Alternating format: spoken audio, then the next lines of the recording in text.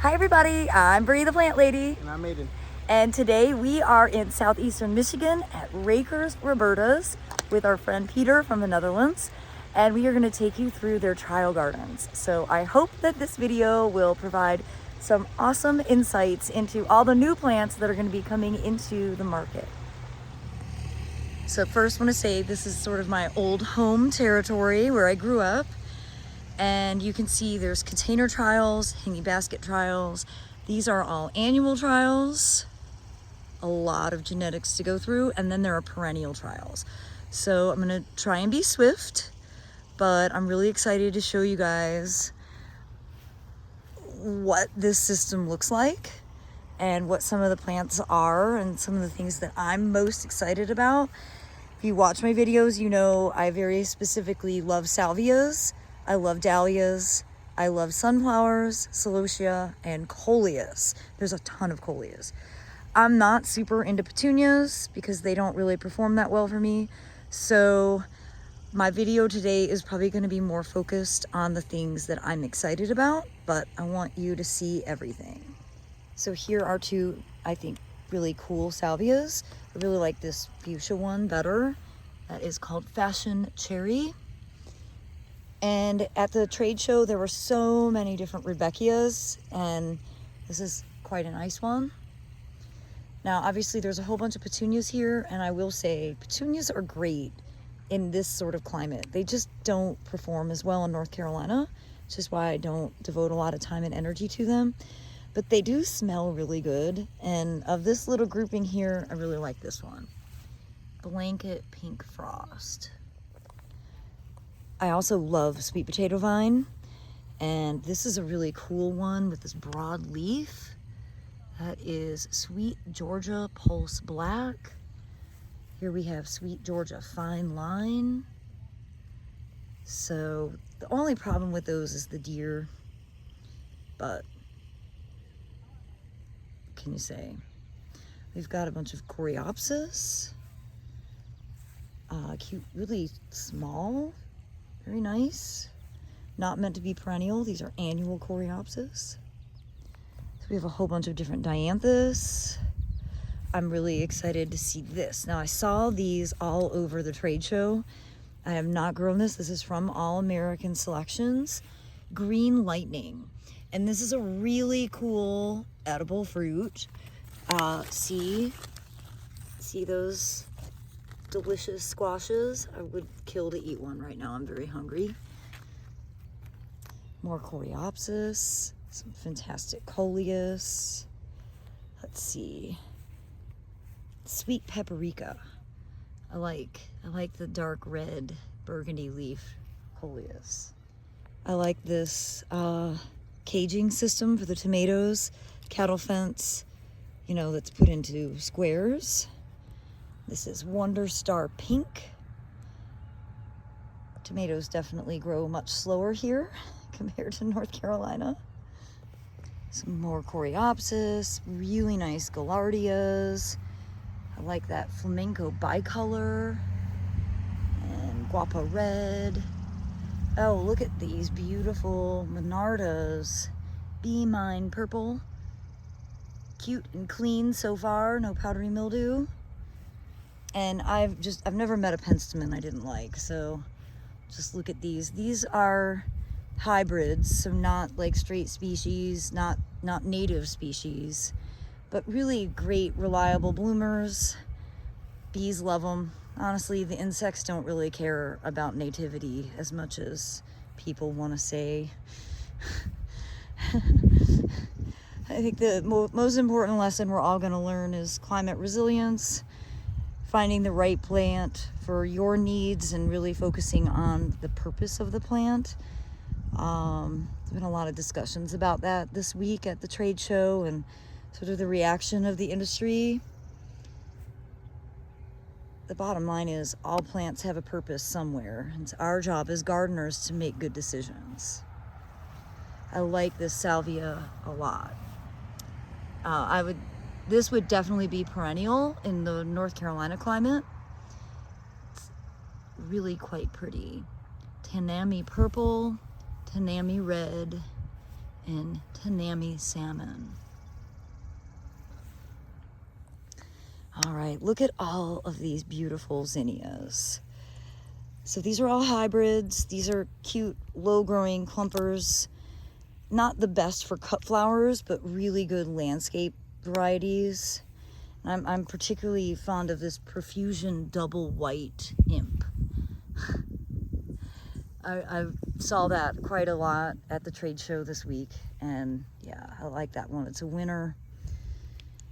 Nice combo with different colored marigolds here. This is a Proud Mary mix, pretty cute name. And I like this Gomphrena ping pong mix. Now we're getting into some coleus, which is pretty exciting. I can't have a favorite coleus because I just want them all. But they're just so reliable. You're not having to worry about them for blooming. The purpose of these is foliage, and they're so reliable. But something that is reliable as a flower, even in North Carolina, are celosia. And this is a nice kind of new mix of the old-fashioned coxcomb. I really like this Hamma Orange and Flamma Golden. Oh, this is Flamma, sorry, not Hamma. Well, if you've watched my videos from years past, you know that I love these multi-branching sunflowers. So this is the Sunfinity, and this is yellow-red bicolor. They're just starting to bloom. You see how nice and compact they are. Here is the yellow dark center, which is really quite beautiful. Strong stems, good cut flower, great for pollinators. And then here is actually the double flowering form, which I haven't grown yet. I'm really anxious to get some of these, obviously, for next summer.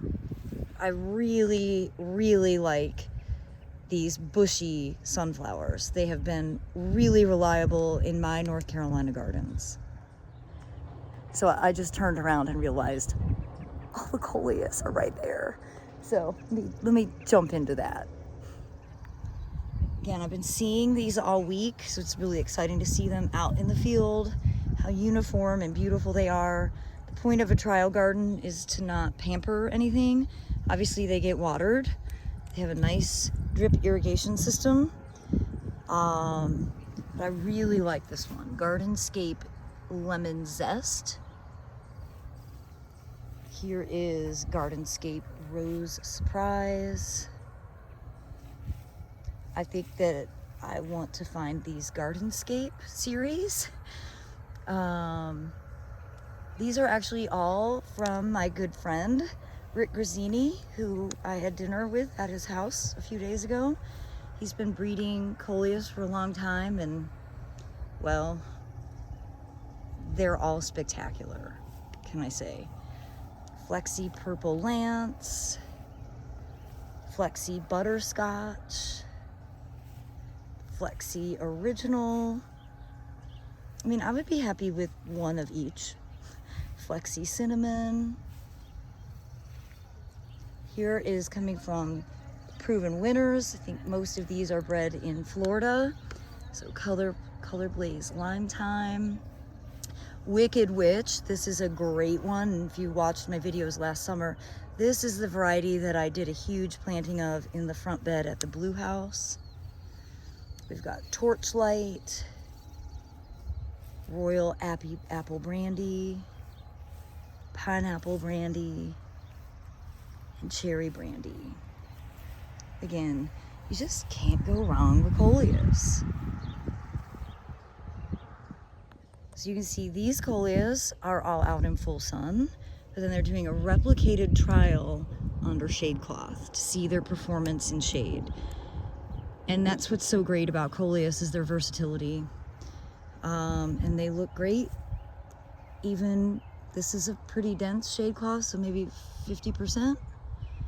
And there's really almost no differentiation in their growth pattern in how healthy they look. This is so exciting. There's so many varieties. Oh my God. Again, a replicated full sun to shade. And it's interesting in here because some of these which are coming from Cicada, some different genetics companies, are better shade plants, and certainly in North Carolina would need to be in shades. You do have a sun coleus program and a shade coleus program. I tend to focus on the sun ones, but it's really interesting to see like how beautiful downtown Royalty is. That's from Duman, Main Street, Alligator Alley, Beale Street. And I really love Beale Street a lot. That's been one that I like. And you know, when I'm panning through here, I don't really want coleus to flower, though I would love for breeders to make the flowers more ornamental. So what I prefer are the ones that stay vegetative versus, say, something like this, which is already starting to develop its blooms. Now, typically that's going to happen as the days get shorter, and we are already in the middle of July, and our day length is decreasing. But it's better when these start initiating after Labor Day, in my opinion. However, pollinators like these flowers, so there's really nothing wrong with allowing your coleus to go to flower. Well, I really love these more unusual snapdragons, and this is a cool one, double shot yellow red heart. And you can see it doesn't really have that traditional snapdragon pinch. These flowers are actually kind of a double form. I think they're just so interesting. Snapdragons for me are really quite reliable through the summer and winter. And often they're, you know, persist for several years as a perennial. And I want to try and get this one. So another great, super reliable annual, even for North Carolina, are Vinca. And, you know, there's been a lot done with Vinca in the last 15, 20 years. I love them all. But it's exciting to see all of these together. You know, I really like these large flowered, kind of bicolor forms. This is Nirvana, Blue Halo from Syngenta. This is quite pretty, Blue Splash.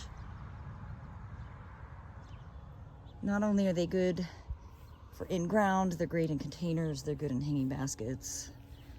Vinca are super heat tolerant, disease resistant, reliable. Pollinators do visit them, but they're not as favored as some other plants. And oh my gosh, I'm just realizing there's a whole bunch more behind me.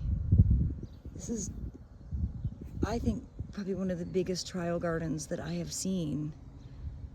I'm so excited to be here.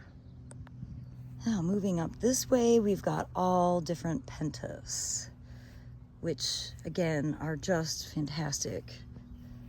Like the heat, they're reliable, butterflies love them. And I like this one a lot, Kaleidoscope Apple Blossom. It's kind of got this interesting bicolor flower. Next to it is a beautiful white. This is graffiti white. You can see it's just a beautiful, pure color, nice branching.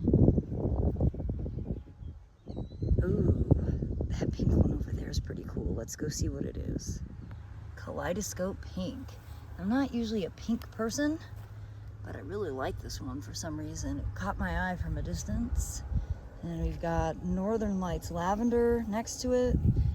I like these bicolor ones. So here is Graffiti Apple Blossom. A plant that I always love, and I don't have any of this year, is Heliotropium. And here is Aeromagica Purple from Proven Winners. And I wish there was smell-o-vision, because the smell of heliotrope is so wonderful. And I love these Cleome, Senorita Rosa Lolita. I like the white one even better. I don't see it. I like that they're short, they're branched, and they're sterile, so they don't set a ton of seed. Next to it is probably one of the most important salvias to be introduced. Again, from Proven Winners, this is Rockin' Fuchsia. And for us in Raleigh, this is pretty reliably perennial, and it is ever blooming and absolutely amazing. Another plant that I don't have in my garden this year, and I regret not having it, is Hibiscus acetosella mahogany splendor. And this is just a really great foliage plant. It does flower, but the flowers are burgundy and you can't really see them. But it's a wonderful, tender perennial. Now here in Michigan, they have a lot more problems with Japanese beetles. And you can see there's a beetle on the leaf, and these do get eaten like any hibiscus does. But it really is a terrific foliage plant. And I really like it with this Verbena bonariensis next to it. And this is one from Pan American. You can see it's still nice and upright, but really well branched in comparison to the straight species. So we're out here into the sun patience world, and I'm only recently getting enchanted by these, but I have to say they really are great. They're reliable, they bloom a lot. But I really like this one with this nice yellow and green variegated foliage and pure white flowers. I think that is really attractive, and I'm gonna have to put that on my wish list for next year. What is it? Here we go. Vigorous tropical white. Well, I always get excited to see grains, and here we've got a great ornamental millet. This is Copper Prince from Pan American seed. And it's just such a great, not only foliage element, but the flowers are super interesting. And at least in my experience, the birds like to come and eat the seed. Now next to it is Lisianthus, and this is my mom's favorite flower. I've never seen this one before, terracotta. It's a really interesting flower color. I really like that. These don't do super well in the southeast. They like cooler, in general, cooler night temperatures than what our region offers. Here's Roseanne 3 Brown. And so you can see it has a little more, slightly more pink to the color. I bet these two were mixed up seed because they're clearly pink and not brown. You compare that to that. Well, certainly something you don't see in North Carolina in the middle of June would be red Russian kale, or kale of any sort really, but here in Michigan it's too cold to do these as winter crops, so they actually grow their brassicas all summer long. But you can see they've got the cabbage whites floating around laying eggs, so insect pressure here with cabbage worms is just the same as anywhere else. All right, everybody, there's still so much more to see, so I'm gonna break this video into a couple different segments. So I hope you'll tune in tomorrow to see more from Raker-Roberta's trial gardens here in southeastern Michigan. As always, thanks so much for watching, and happy gardening.